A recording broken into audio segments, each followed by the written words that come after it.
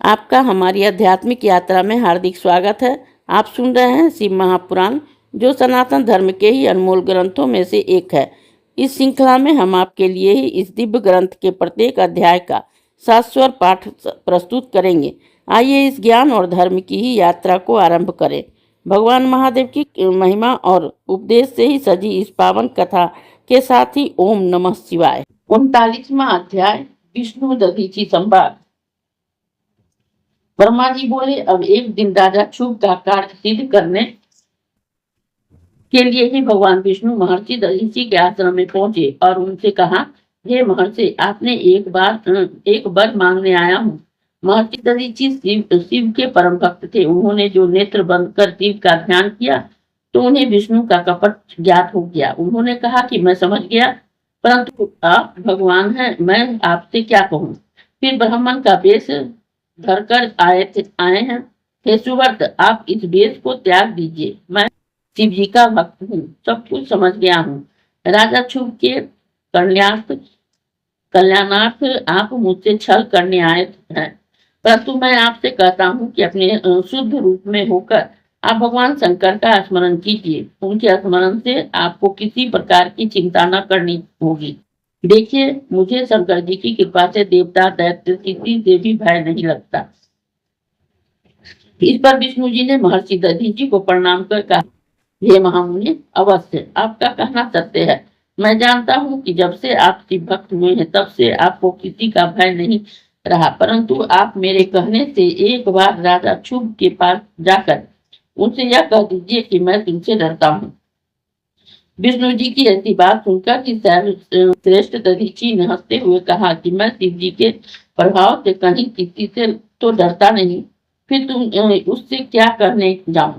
इस पर विष्णु जी को क्रोध आ गया और उन्होंने ही अपना चक्र उठाकर महर्षि दधीची को मारना चाहा, परंतु ब्राह्मण पर ही वह नहीं चला। तब कुंठित दधीची ने हंसते हुए भगवान विष्णु से कहा कि हे भगवान, यह शिव जी की दिया हुआ चक्र आप मुझ पर छोड़ना चाहते हैं, परंतु नहीं चला। चलना भी तो कैसे? शिव जी का अस्त्र मुझ जैसे ब्राह्मणों के लिए नहीं है। यदि आप क्रोधी हैं तो क्रम से ही ब्रह्मास्त्र आदि अस्त्रों तथा बाण आदि का प्रयोग कीजिए। फिर तो दधीची को निरा ब्राह्मण और पराक्रमहीन समझ विष्णु जी ने क्रोध कर ही उस पर अपने सभी अस्त्र चलाए। देवताओं ने भी विष्णु की ही सहायता की। इंद्रादिक देवों ने बड़े वेग से मुनि दधीची पर अपनी अस्त्रों को चलाया, परंतु शिव भक्त दधीची ने मुट्ठी भर पूजा उठाकर जो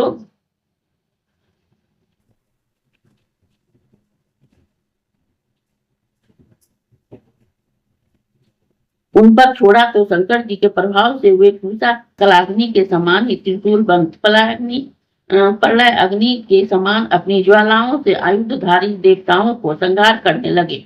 विष्णु यम इंद्रादिक देवताओं के ही द्वारा छोड़े अस्त्र और त्रिशूलों को प्रणाम कर कुंठित हो गए। देवता पराक्रमहीन हो वहां से भाग चले, केवल विष्णु जी ही वहां टिके रहे, परंतु वे भी भयभीत ही रहे। उन्होंने और भी बहुत सी माया दिखलाई। मुनि श्रेष्ठ दधीची ने कहा कि विष्णु, माया त्याग दीजिए, मैं माया से नहीं डरता। इससे भी बढ़कर ही मुझे और कितने ही दुर्गेय पदार्थ ज्ञात है। यदि आप में शक्ति नहीं है तो मैं आपको दिव्य नेत्र देता हूँ, सबको देख लीजिए। ऋषि ने शिव जी की कृपा से अपने शरीर को विराट कर दिया। विष्णु जी ने उसके शरीर को सारा ब्रह्मांड देखा। फिर भी विष्णु जी युद्ध के पड़ाव मुक्त न हुए और परम सैव दधीची भी शिव जी की कृपा से निर्भय हो उनसे युद्ध करते ही रहे। भीषण युद्ध हुआ। तब हे नारद, मैं विष्णु भक्त ब्रह्मा राजा शुभ को ही साथ ले उनका युद्ध देखने गया। मैंने निश्चेष्ट विष्णु भगवान तथा देवताओं को युद्ध करने से रोका और कहा कि आप लोगों का प्रयास व्यर्थ है। इस ब्राह्मण को आप लोग नहीं जीत सकते।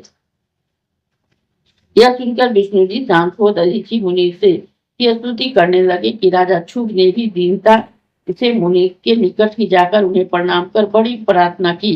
इससे प्रसन्न हो मुनि दधीची ने उन पर तो कृपा कर दी, पर विष्णु आदि पर उसका कोप कम न हुआ। उन्होंने अपने हृदय में ही भगवान शंकर का स्मरण कर ही देवताओं को शाप दे दिया कि समय आने पर तुम लोग रुद्र की कोपाग्नि से भस्म हो जाओगे। दधीची को प्रणाम कर शुभ अपने घर चला गया और विष्णु आदि देवता भी अपने लोक को चले गए। तब से उस स्थान का ही नाम थानेश्वर हुआ।